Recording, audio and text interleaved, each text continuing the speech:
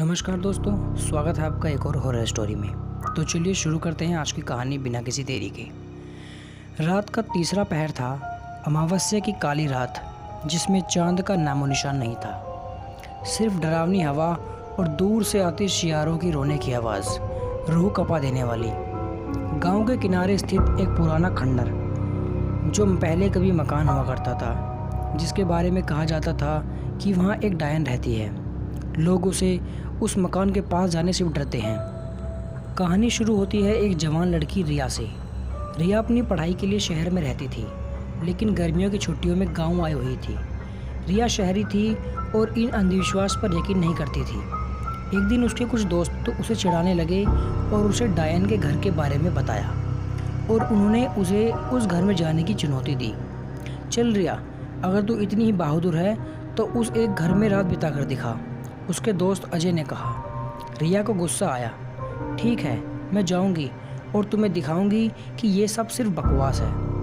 रात के 11 बजे रिया टॉर्च लेकर उस खंडर मकान की ओर चल पड़ी। जैसे जैसे वह पास पहुंची, एक अजीब सी ठंडक उसे महसूस होने लगी। गांव में एक सड़ी हुई मीठी सी गंध थी जो रूह कपा रही थी। टूटे हुए दरवाजे, अंदर घुसते ही टॉर्च की रोशनी और धूल और मकड़ी के जाले से ढकी हुई थी। हर तरफ सन्नाटा था, ऐसा सन्नाटा जो चीख रहा हो। रिया ने खुद को संभाला और अंदर की ओर बढ़ने लगी। पहले कमरे में कुछ टूटे हुए फर्नीचर पड़े थे। दूसरे कमरे में एक पुरानी अलमारी खुली पड़ी थी जिससे कुछ फटे हुए कपड़े लटक रहे थे। जैसे ही रिया ने अलमारी के पास गई, उसे लगा कि किसी ने उसे पीछे से छुआ। उसने पलटकर देखा, लेकिन वहाँ कोई नहीं था। उसे अपनी धड़कनें सुनाई दे रही थी। उसने खुद को समझाया कि ये सब मेरा सिर्फ एक वहम है। वह तीसरे कमरे में पहुंची। यह कमरा सबसे भयानक था। बीचों बीच एक बड़ा सा पत्थर था जिस पर कुछ अजीबोगरीब निशान बने हुए थे। रिया को लगा कि ये तांत्रिक के निशान हैं। अचानक कमरे का तापमान तेज़ी से गिरने लगा। उसकी सांसों से धुआं निकलने लगा। तभी उसे एक पीछे से आवाज़ सुनाई दी, बहुत धीमी लेकिन इतनी तीखी कि उसके कान सुन्न रह गए। क्या चाहती है? रिया का पूरा शरीर कांप गया। उसने टॉर्च की रोशनी घुमाई, लेकिन वहाँ कोई नहीं था। फिर से वही आवाज़, अब थोड़ी तेज़। क्या चाहती है? रिया समझ गई कि यह आवाज़ डायन की है। वह भागना चाहती थी, लेकिन उसके पैर ज़मीन से चिपक गए थे।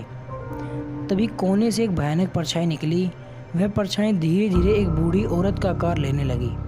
उसकी आंखें लाल थी और उसके बाल बिखरे हुए थे। उसके चेहरे पर गहराइयाँ थी और उसकी उंगली लंबी और नुकीली थी। डायन धीरे धीरे रिया के पास आने लगी।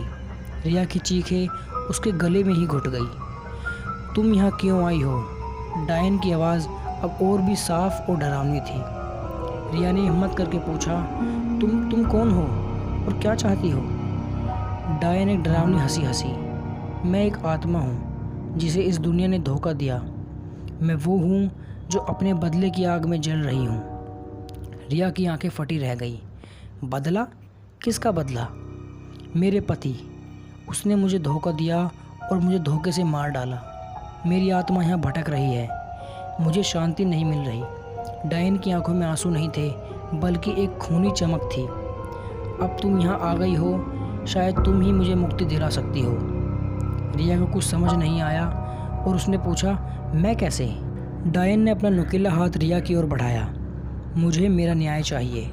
मुझे उसकी आत्मा चाहिए जिसने मुझे मारा, और मुझे एक नया शरीर चाहिए ताकि मैं अपनी अधूरी इच्छाएं पूरी कर सकूं।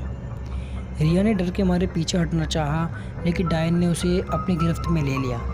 उसकी ठंडी सूखी उंगलियां रिया की गर्दन पर कस गई। रिया को लगा कि उसकी सांसें रुक रही हैं। तुम मेरी आत्मा को मुक्ति दिलाओगी, डायन ने फुसफुसाते हुए कहा, नहीं तो तुम्हारी आत्मा मेरी गुलाम बन जाएगी।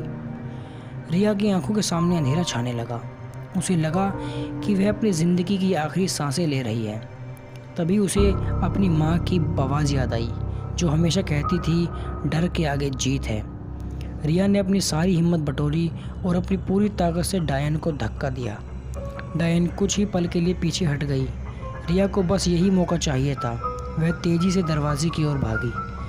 डायन की आवाज़ उसके पीछे गूंज रही थी, तुम बचकर नहीं जा सकती। मैं तुम्हें ढूंढ निकालूंगी। मैं तुम्हें नहीं छोड़ूंगी।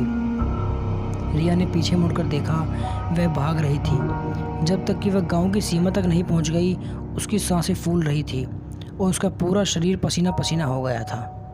सुबह होने पर रिया अपने दोस्तों के पास पहुंची। उसने उन्हें सब कुछ बताया, लेकिन किसी को उस बात पर विश्वास नहीं हुआ। लेकिन रिया जानती थी कि यह एक वहम नहीं, उसे पक्का विश्वास था कि उस घर में डायन रहती है। और रिया जानती थी कि यह बात सच है। उसे पता था कि उस खंडर मकान में डायन रहती है, जो अपनी अधूरी इच्छाएं पूरी करने के लिए भटक रही है। और वह डायन कुछ नहीं, सिर्फ बदला और एक नया शरीर चाहती है। उसके बाद रिया कभी उस गांव का रुख नहीं किया, लेकिन आज भी जब भी अमावस्या की काली रात होती है, उसे उस डायन की भयानक आवाज़ सुनाई देती है। क्या चाहती है? और उसे लगता है कि वह डायन आज भी उसे ढूंढ रही है। तो दोस्तों, ये थी आज की कहानी। अगर आपको ये स्टोरी अच्छी लगी तो वीडियो को लाइक कर चैनल को सब्सक्राइब ज़रूर कर दें और हमें कमेंट में बताएं कि आपको नेक्स्ट स्टोरी किस टॉपिक पर चाहिए।